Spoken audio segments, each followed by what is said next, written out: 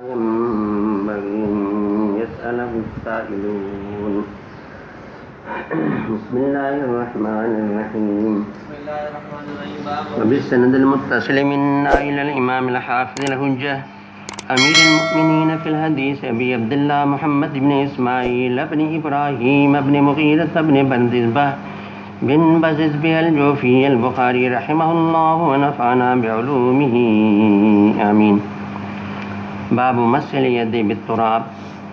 لتکون عنقا. مقصد یہ ہے کہ ہاتھ کو مٹی کے اوپر مٹی کے ساتھ ملنا چاہیے، اور مقصود فرماتے ہیں کہ اس کا مقصد تطہیر نہیں، باقی تنظیف مقصد ہے، کہ تاکہ نظافت ہو جائے، اور استنجا کے بعد ممکن ہے ہاتھ میں کوئی ایسی بو یا کوئی چکناہٹ رہ جائے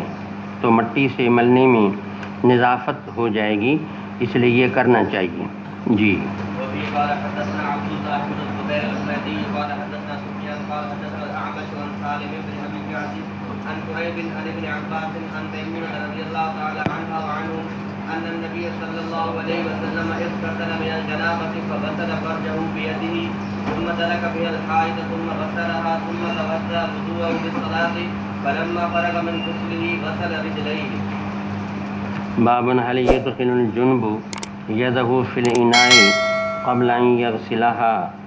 إذا لم يكن على يده قذر غیر الجنابہ یا غیر الجنابہ. مسئلہ یہ ہے کہ اگر ایک آدمی جنبی ہے تو جنابت کی حالت میں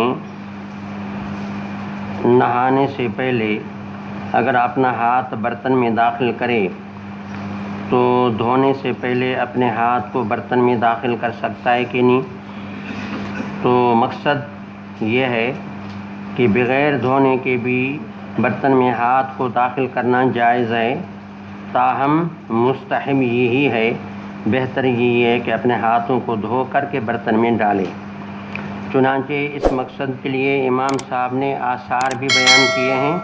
روایات بھی بیان کی ہیں. روایت نمبر اول اور نمبر 3 نمبر 4 سے یہی بات سمجھ میں آ رہی ہے، لیکن روایت نمبر 2 میں غسل ید کا ذکر ہے، تو تطبیق تمام روایات کی یہ ہو جائے گی کہ ہاتھوں کا دھونا جو ہے دھو کر کے برتن میں ڈالنا یہ سنت مستحب ہے، باقی بغیر دھونے کے اگر ہاتھ کو برتن میں داخل کرے تو بھی جائز ہے.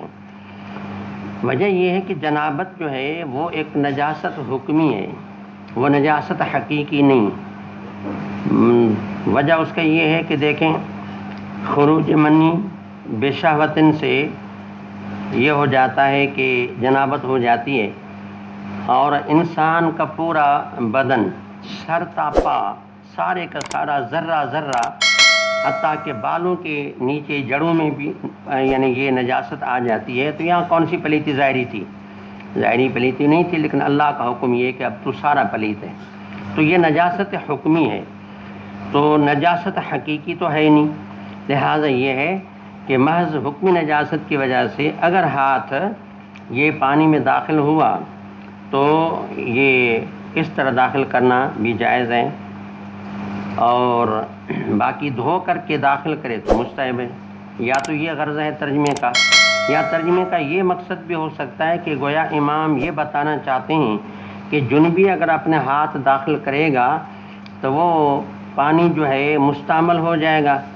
مستعمل ہونے کے بعد اسی پانی سے باقی طہارت بھی کرے گا.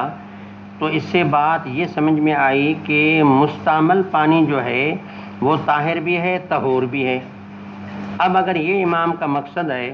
تو اس کا جواب ہم پہلے بھی عرض کر چکے ہیں کہ اصل میں امام صاحب طاہریت طہوریت کا فرق نہیں کر رہے. یہاں تک تو ہم بھی امام صاحب کے ساتھ ہیں اور متفق ہیں کہ بھئی ٹھیک ہے، ہاتھ اندر گیا یا پانی مستعمل بن گیا تو مستعمل پانی طاہر ہے، لیکن ہم کہتے ہیں طہور نہیں. نمبر 2، مستعمل کا امام صاحب اس میں فرق نہیں کر رہے کہ پانی جو استعمال ہوا ہے تو آیا وہ اقامت و قربتن یعنی کسی عبادت کے لیے وہ پانی استعمال ہوا یا ازالہ حدث کے لیے پانی استعمال ہوا تو، اور ایک وہ پانی ہے نہ تو قربت کے لیے ہوا نہ رفع حدث کے لیے ہوا، تو اس کو تو ہم مستعمل کہتے بھی نہیں ہیں۔ تو بات یہ ہے جب یہ بات ہے کہ امام ان کا فرق نہیں کر رہے، حالانکہ اس کا فرق ہے، ایک مستعمل وہ ہے کہ جس میں نہ رفع حدث ہو نہ اس میں جو ہے یعنی اقامت و قربت ہو، اور ایک وہ ہے کہ جس میں یہ دو باتیں ہوں۔ تو ایک آدمی جب ہاتھ پانی میں داخل کرے گا، اب اس میں پورے حدث کا ازالہ تو نہیں، اور اس طریقے سے یہ ہے کہ بھئی نہ اس میں یہ پانی کا یہ ہاتھ ڈالنا اقامت و قربت کے لیے ہے، تو لہٰذا ہماری نظر میں تو پانی مستعمل ہے ہی نہیں۔ خلاصہ یہ کہ جو محل نزاع ہے وہ یہاں ثابت نہیں، اور جو ثابت ہے اس میں نزاع نہیں۔ تو بہرحال یہ مقصد بھی ہو سکتا ہے۔ اب آپ ترجمہ دیکھیں، هل يدخل الجنوب يده في الاناء قبل ان يغسلها، کہ جنبی آدمی اپنے ہاتھ کو برتن میں داخل کر سکتا ہے دھونے سے پہلے، اذا لم يكن على يده قذر غیر الجنابتی یا غیر الجنابتی، ضمہ پڑھیں پیش پڑھیں تو قذر ان کی صفت بنے گا، اور اس کو ضمر پڑھیں تو پھر اللہ کی معنی میں۔ مقصد یہ ہے کہ ہاتھ میں ظاہری پلیتی اگر نہ ہو جنابت کے علاوہ، باقی صرف جنابت ہو یعنی ہاتھ میں حکمی پلیتی ہو، اس حالت میں اپنے ہاتھ کو آدمی برتن میں داخل کر سکتا ہے۔ اب اس کو ثابت آثار سے کرتے ہیں۔ چنانچہ عبداللہ بن عمر حضبرہ دو حضرات صحابہ کرام کے آثار پیش کیے کہ عبداللہ بن عمر نے حضرت برہ بن عازب نے اپنا ہاتھ وضو کے پانی میں داخل کیا، اور پھر یہ ہے کہ ولم یغسلھا، یعنی ہاتھ کو دھونے سے پہلے وضو کے پانی میں ہاتھ داخل کیا، پھر اسی پانی سے وضو فرمایا۔